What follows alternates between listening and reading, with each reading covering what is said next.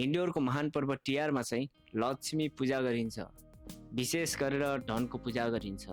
यो आशमा कि अझ धेरै धनको प्राप्ति होस् भनेर कामना गरिन्छ। तर लक्ष्मी माता यानि कि धनले धनीलाई चाहिँ झन् धनी बनाउँदै लैजान्छ, तर गरिबलाई चाहिँ किन कङ्गाल? कारण खोज्दै जाँदाखेरि लक्ष्मी माताको पूजा गर्दाखेरि धनीहरूले जप्ने यो 7वटा मन्त्र थाहा पाए, जसलाई गरिबहरूले जान्दैनन्। त्यसैले लक्ष्मी माताको जति सुकै पूजा गरे पनि गरिबहरूको लागि भने लक्ष्मी माता हमेसा। त्यसैले आज म सेयर गर्दैछु तपाईँसँग लक्ष्मी माताको पूजा गर्दाखेरि यानि कि धनको पूजा गर्दाखेरि जप्नै पर्ने यो 7वटा मन्त्र। हाई, म अभियान अनि स्वागत छ तपाईँलाई इन्स्पायरमा, जहाँ म सेयर गर्छु जे मैले जानेको छु, जे मैले सिकेको छु, जे मैले गरेको छु। र आज सेयर गर्दैछु तपाईँसँग लक्ष्मी माताको पूजा गर्दाखेरि जप्नै पर्ने यो 7वटा मन्त्रको बारेमा। मन्त्र नम्बर 1 मा छ, सबैभन्दा पहिले आफैलाई भुक्तानी गर्नुहोस्। मान्छेहरू मनी ट्र्यापमा फस्नुको एउटा कारण के हो भन्दाखेरि आफैलाई प्राथमिकता नदिनु। आफू बाहेक सबैलाई भुक्तानी गर्नु, तर आफैलाई चाहिँ भुक्तानी नगर्नु। यसले गर्दाखेरि के हुन्छ भन्दाखेरि कमाइन्छ र खर्च गर्ने बाहेक केही पनि हुँदैन। जब तपाईँ आफ्नो आम्दानीको 10 भागमा 1 भाग आफ्नो लागि भुक्तानी गर्न थाल्नुहुन्छ नि, एक समय यो 1 भाग तपाईँको पुरै आम्दानी हुनेछ र यो 1 भागले तपाईँको लागि काम गर्न थाल्नेछ। तपाईँको लागि नयाँ आर्थिक स्रोतहरू जोड्न थाल्नेछ, जसले गर्दाखेरि तपाईँको आम्दानी बढ्नेछ। त्यसैले मैले मन्त्र नम्बर 1 मा सबैभन्दा पहिले आफैलाई भुक्तानी गर्नुहोस् भनेर राखेको छु, जसले तपाईँको लागि दिन रात मेहनत गर्नेछ। मन्त्र नम्बर 2 मा छ, आवश्यकता र चाहना बीचको फरक छुट्याउनुहोस्। आवश्यकता र चाहना बीचको फरक थाहा नहुँदाखेरि यति धेरै अनावश्यक शीर्षकमा खर्च हुन्छ। आवश्यकता भन्नाले जे कुरा बाँच्नको लागि अपरिहार्य छ, घाँस बाँस कपास, यो कुरालाई चाहिँ आवश्यकतामा राखौँ र यो बाहेकको कुरालाई चाहिँ चाहनामा राखौँ।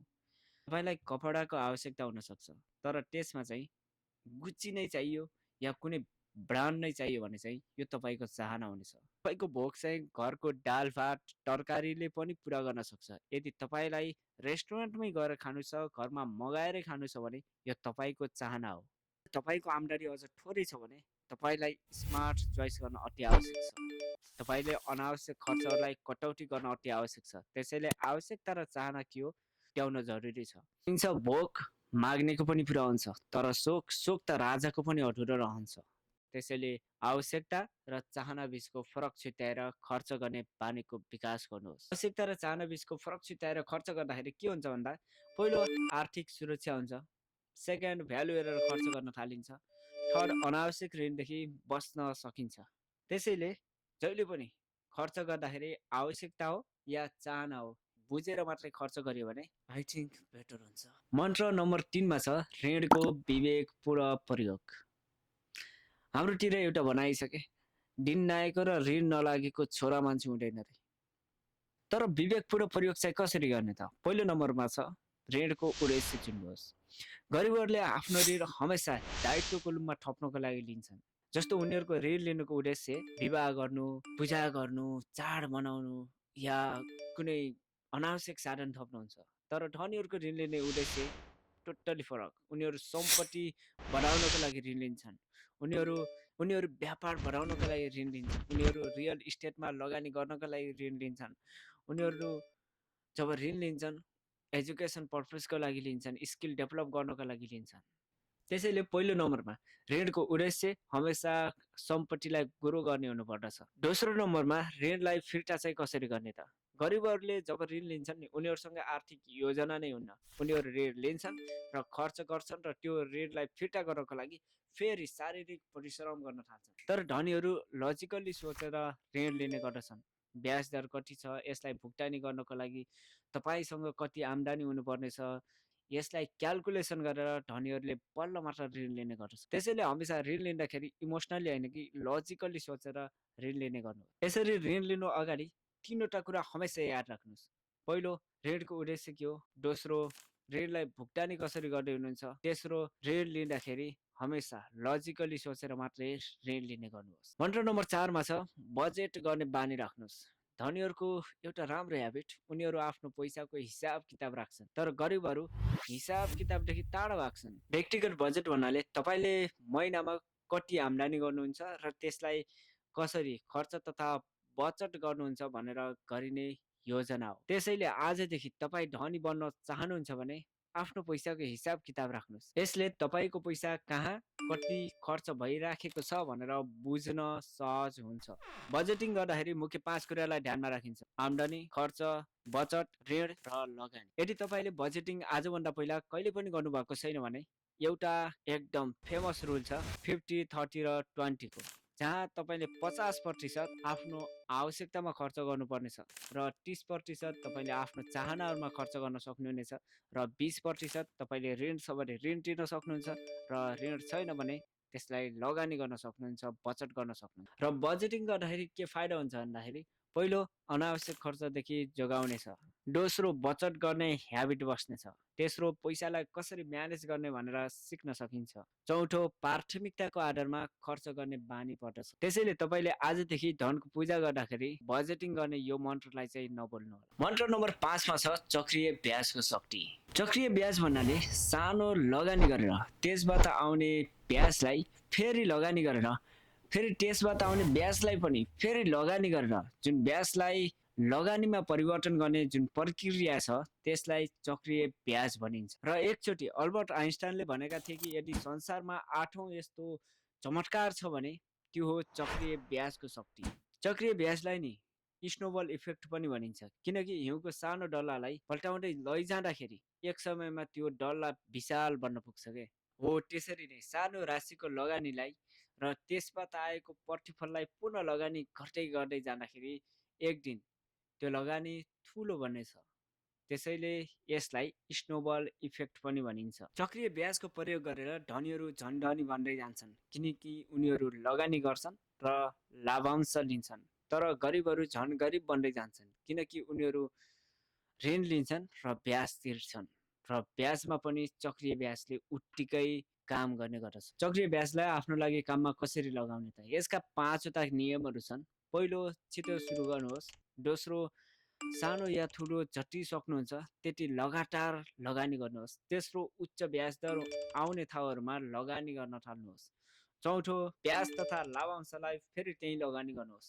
र 5औं नम्बरमा रहेको छ धैर्यता राख्नुहोस्, किनकि चक्रीय ब्याज जति लामो समयसम्म पर्खन सक्नुहुन्छ त्यति राम्रो नतिजा लिएर आउने गर्दछ। त्यसैले धैर्यता राख्नुहोस्। मन्त्र नम्बर 6 मा छ बहुआय स्रोतको खोजी गर्नुहोस्। नेपाली समाजमा अधिकांश परिवारको आम्दानीको एउटै स्रोत हुन्छ, त्यो हो बा। बा शब्दमा सबै परिवार निर्भर रहन्छ। यसले गर्दाखेरि आर्थिक असुरक्षा चाहिँ सधैँ भइरहन्छ।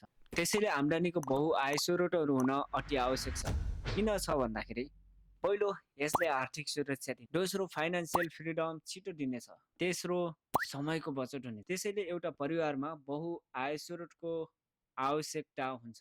मुख्य एक्टिभ इन्कम छोडेर अरू के हुन सक्छ त तपाईँको लागि आम्दानीका स्रोतहरू? यदि तपाईँसँग घर छ भने घर भाडामा लिन सकिन्छ। यदि थोरै धेरै पैसा छ भने पनि ब्याजमा लगाउन सकिन्छ। यदि तपाईँ सेयर मार्केटमा हुनुहुन्छ भने डिभिडेन्ड, बोनस, क्यापिटल गेन हुने नै भयो। या तपाईँ युट्युब तथा टिकटकबाट पनि पैसा कमाउन सक्नुहुन्छ, एफिलिएट मार्केटिङ गर्न सक्नुहुन्छ।